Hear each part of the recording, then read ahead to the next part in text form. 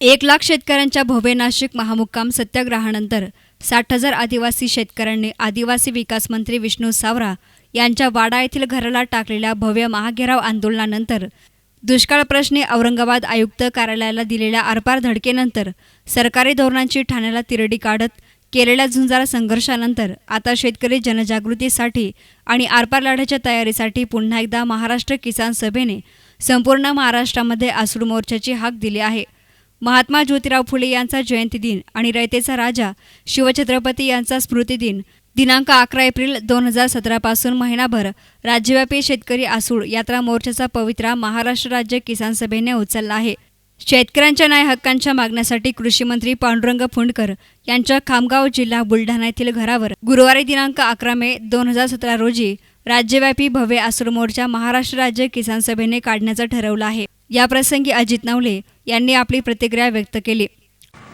शेतकऱ्यांना संपूर्ण कर्जमुक्त करावं, शेतकऱ्यांच्या शेतीमालाला स्वामीनाथन समितीच्या शिफारशीप्रमाणे उत्पादन खर्च अधिक 50% नफा द्यावा, स्वामीनाथन समितीच्या ज्या शेतकरी हिताच्या इतर शिफारशी आहेत त्यांची सर्वांची अंमलबजावणी करावी आणि समृद्धी असेल, इंडस्ट्रियल कॉरिडॉर असेल या नावाखाली शेतकऱ्यांच्या ज्या जमिनी घेतल्या जात आहेत तर त्या जमिनींची लुटमार थांबवावी, शेतकऱ्यांना जगू दिलं जावं, या प्रमुख मागण्यांसाठी आज महाराष्ट्रभर वातावरण प्रचंड ढवळून निघालेलं आहे। वेगवेगळ्या राजकीय पक्षांचे पुढारी शेतकरी यांच्या संघर्ष यात्रा निघत आहेत। महाराष्ट्र राज्य किसान सभेने गेले 1 वर्षभर हे मुद्दे अत्यंत जिकिरीने लावून धरलेत। नाशिकचा महामुक्काम, वाड्याचा घेराव आंदोलन, औरंगाबादचं आयुक्त कार्यालयाचं आंदोलन आणि ठाण्याचा तिरडी मोर्चा याच्यातून सबंध वर्षभर सातत्याने किसान सभेने या प्रश्नावर आवाज उठवलाय।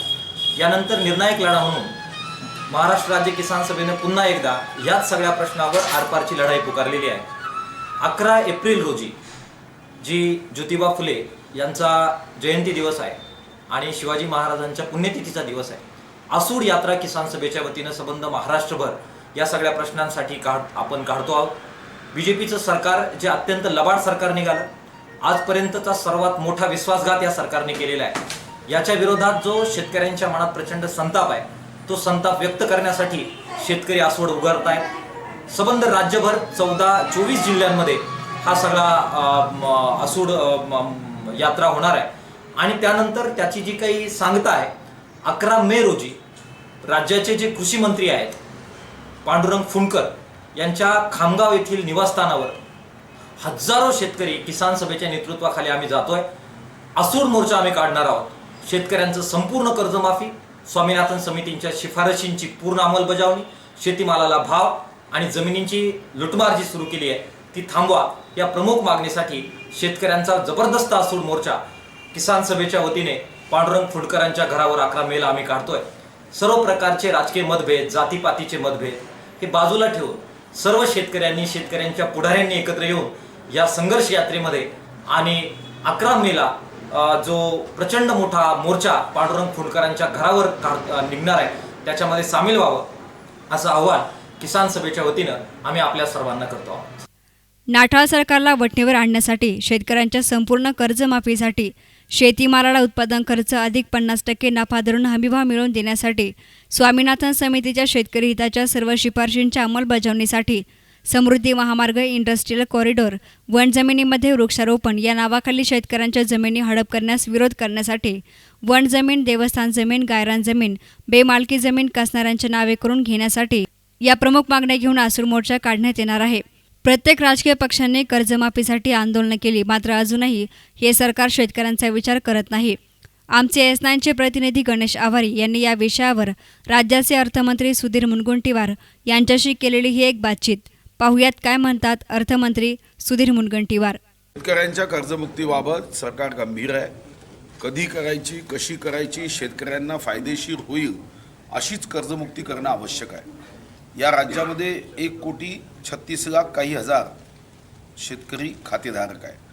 यापैकी 5 एकरच्या खालती जमीन असणारे 1,07,00,000 शेतकरी आहे। या शेतकऱ्यांचं शेती उत्पन्न व उत्पादन हे वाढवण्याची आवश्यकता आहे। कर्जमुक्ती हा शेतकऱ्याच्या जीवनात आनंद निर्माण करण्यापैकी अनेक टप्प्यापैकी एक छोटा टप्पा आहे, पण त्यांची शेती ही उत्पादक व्हावी, त्यांच्या हाताला काम मिळवण्यासाठी दुय्यम किंवा पूरक व्यवसाय निर्माण करावे, शेतीला पाणी द्यावं, विजेचं कनेक्शन, ग्रामीण रस्ते, विपणन म्हणजे मार्केटिंग व्यवस्था, प्रोसेसिंग व्यवस्था आणि नवीन नवीन तंत्रज्ञान हे शेताच्या बांधापर्यंत पोहोचवण्याच्या दृष्टिकोनातून आम्ही योजना केली आहे. आणि मला विश्वास आहे की देशाचं उत्पन्न आणि उत्पादन 2022मध्ये दुप्पट करायचं आहे. आपण मात्र आपल्या राज्याचं उत्पन्न आणि उत्पादन हे 2021पर्यंत दुप्पट करण्यामध्ये यशस्वी हो हा विश्वास मला आहे. मला याची माहिती नाही आहे, पण 1,37,00,000 शेतकऱ्यांपैकी ज्यांच्यावर कर्ज आहे आणि जे फेडू शकत नाही अशी जी शेतकऱ्यांची संख्या आहे ती साधारणतः 22% आहे. बाकी शेतकरी नियमितपणे कर्ज फेडत आहेत, कर्जाचा भरणा करत आहेत. आपल्या शेतीमध्ये मेहनत घेऊन जे कर्ज आहे, शेवटी बँकेचं कर्ज हे कोणीतरी डिपॉझिट केलं आहे तेच आहे. बँकांचे पैसे म्हणजे कोणातरी तेही गरिबांचेच पैसे आहे. त्यामुळे अशा पद्धतीने लोक पैसे भरत आहे. आणि मला वाटतं की आपण जर पायाभूत सुविधा केल्या तर शेतकऱ्यांची शक्ती हे कर्जातून मुक्ती या विषयाकडे. अहमदनगर जिल्ह्यातील शेतकऱ्यांनी संपावर जाण्याचा हत्यार उपासला आहे. मात्र राज्याचे अर्थमंत्री सुधीर मुनगंटीवार यांना अहमदनगर जिल्ह्यामधील शेतकरी संपावर जात आहेत याची साधी कल्पनाही नाही. यावर हे सरकार किती गांभीर्याने शेतकऱ्यांचा विचार करते हे दिसून येते. न्यूज रिपोर्टर गणेश आवारी, S9 मीडिया, अकोले.